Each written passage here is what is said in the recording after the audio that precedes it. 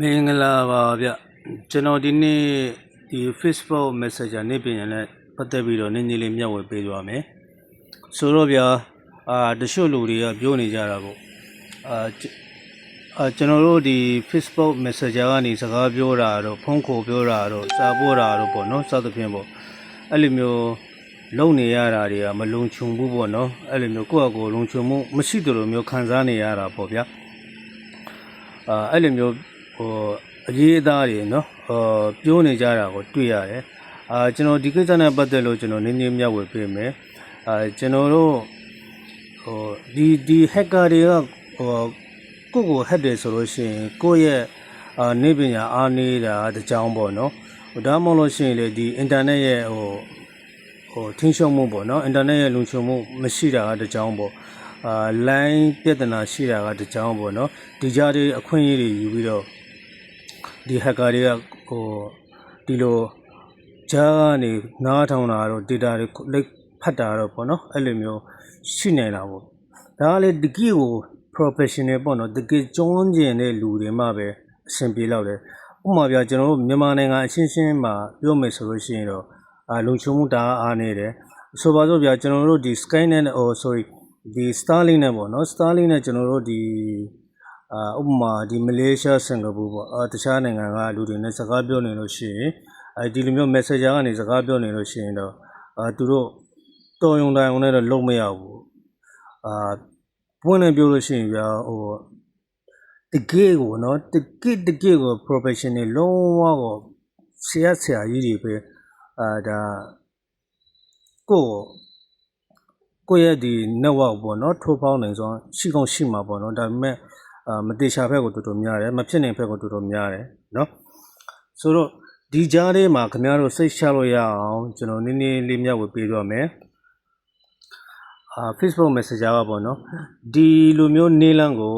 Facebook ဒီ Meta company နဲ့သူတို့ကတက်ကိုလုတ်ပေးထားတာပေါ့နော်ဒါပေမဲ့ဒီလိုမျိုးဒီနေလန်းနဲ့စကားပြောနေလို့ရှိရင်စာပို့နေလို့ရှိရင် Facebook ကကိုယ့်ကိုဝင်ကြည့်လို့ရလားဆိုလို့ရှိရင်လုံးဝမရပါဘူး Facebook ကလည်းဝင်ကြည့်လို့မရဘူးဘယ်ပုဂ္ဂိုလ်မှလည်းဝင်ကြည့်လို့မရဘူးဝင်နှထောင်လို့မရဘူးဝင်ဟက်လို့မရဘူးပေါ့နော်ဆိုတော့ဒီနေ့လမ်းကဘယ်လိုလဲဆိုလို့ရှိရင်ခင်ဗျားတို့မျှဝေပေးမယ်ဆိုတော့ကျွန်တော်တို့ကဒီတယောက်နဲ့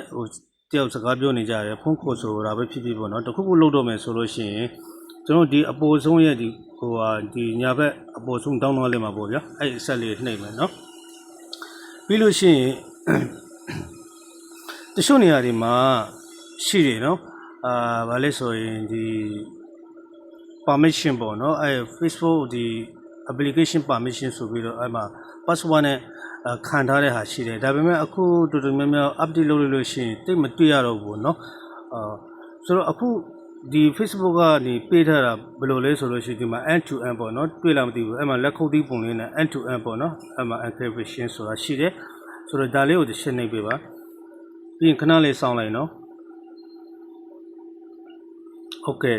ပြီးလို့ရှိရင်ဒီမှာ verify again ဆိုတာရှိတယ်ဒါလေးကိုရှင်းနေပေးပါ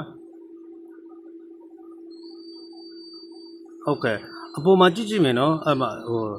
အပေါ်ကစာတန်းလေအဲ့မှာ end to end encryption was verified ဆိုတာရှိတယ်နော်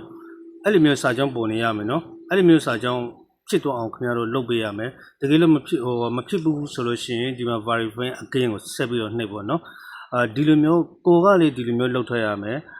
တခြားတရားကိုနဲ့စကားပြောမဲ့လူကလေဒီလိုမျိုးလှုပ်ထွက်ပေးရမယ်နော်အဲ့ဒါဆိုလို့ရှိရင်နောက်ပြန်ဆုပ်လိုက်တော့ရပြီဘာမှဖြစ်တော့စကားပြောလို့ရပြီဖုန်းဆက်လို့ရပြီ